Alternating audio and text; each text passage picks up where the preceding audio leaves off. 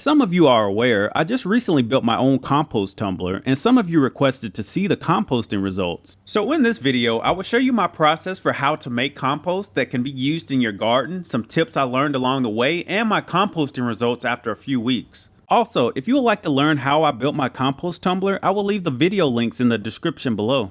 Alright, enough talking, let's get started.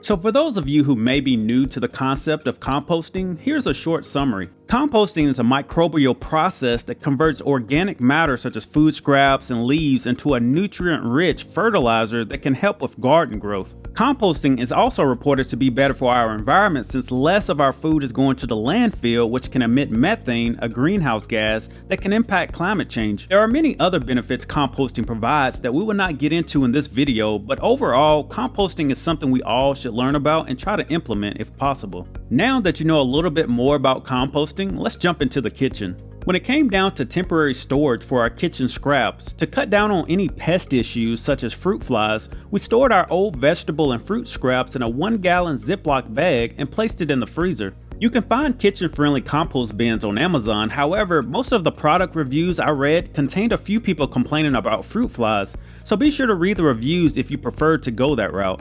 Some of the items we sealed away to be composted later are fruit peels such as banana peels, old lettuce, eggshells, and other vegetable waste. Here you can find a general list of items that are not recommended to be composted. I will leave a link below for where you can find a larger list of items you can and should not compost from your kitchen waste. To speed up the composting process, it was recommended to cut the kitchen scraps into smaller pieces.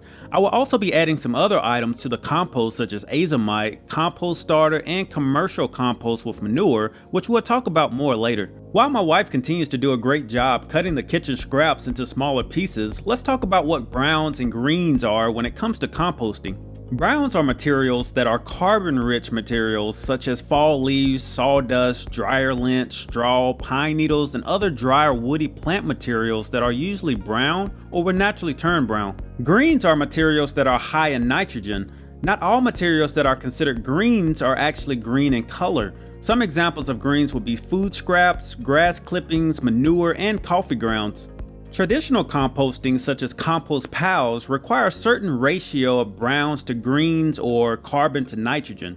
To keep my process simple, I used only kitchen scraps and fall leaves, which when equal amounts are mixed together creates a roughly balanced mix of browns and greens so that my compost heats up properly and quickly breaks down the organic material.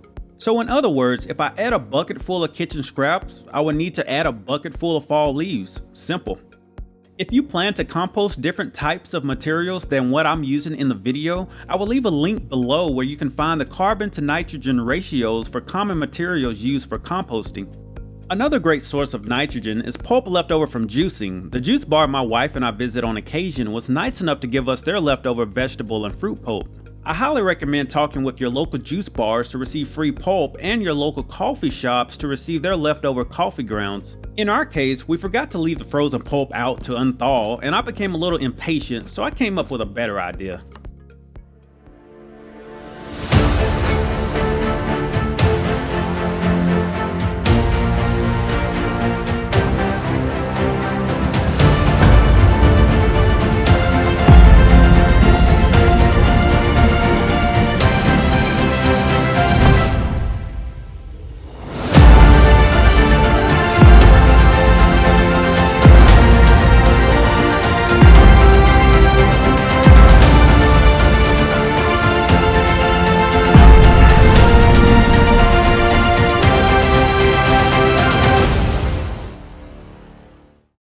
Once the pulp surrendered and accepted its defeat, my wife finished cutting up the remaining kitchen scraps.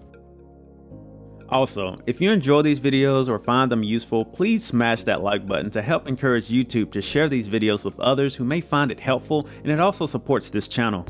Next, it was finally time to add the chopped kitchen scraps, aka my greens, to the compost barrel. After the kitchen scraps were added, I crushed some fall leaves, known as my browns, into smaller pieces and added enough to fill up the same bucket. Again, the smaller you cut or crush your materials, the quicker the materials will break down.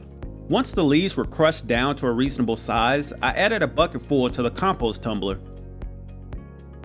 YouTuber John over at Growing Your Greens, who has tons of experience using compost tumblers, highly recommended adding Azomite, which is a rock dust mined from an ancient volcanic ash deposit in central Utah.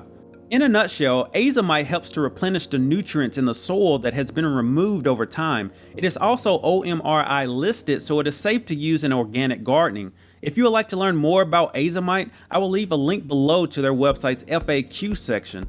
Next, I added some commercial compost that included cow manure. The compost is added to provide a broad spectrum of beneficial microbes to the material to help jumpstart the decomposition process.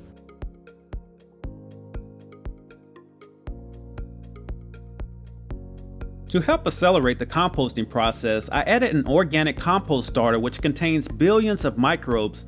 I have read that this step is optional, and typically soil underneath a tree or purchased compost or composted material from your previous compost batch will work as an inoculant. Lastly, we added some moisture to the pile. Note, the compost material should have the same amount of dampness as a wrung out sponge, or where you can get 1 or 2 drops of water out of it by squeezing some of the compost material in your hand. After moisture had been added to the compost material, it was time to finally close the access door and begin rotating the compost tumbler. Here you can see how the paddles inside the tumbler really help with the mixing process.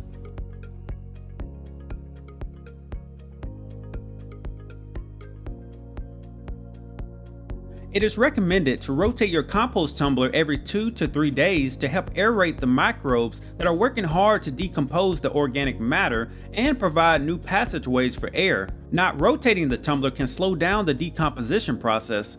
After about 6 days pass by, here's what the compost material looked like. I could definitely start to see the kitchen scraps starting to break down.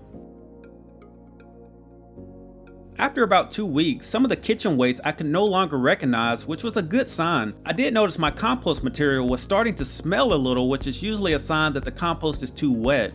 So I ended up adding a little more brown material like fall leaves to the compost mix. After about 5 weeks, I could no longer recognize any of the kitchen scraps, and the compost also no longer had a foul smell.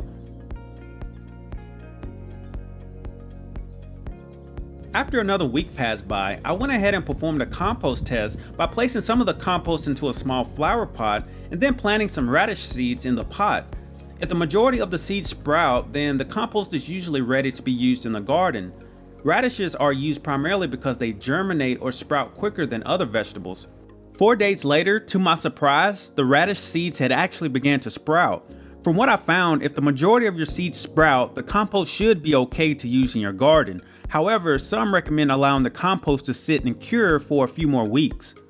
Overall, this was a really fun project that allowed me to learn a little bit more about what it takes to compost materials I would normally just toss into the trash or leave out in the yard. Feel free to share some of your thoughts about composting below in the comments. Also, if you enjoy these videos, be sure to smash that like button, and so you don't miss out on future videos, be sure to subscribe. Thanks for watching, and I'll see you next time.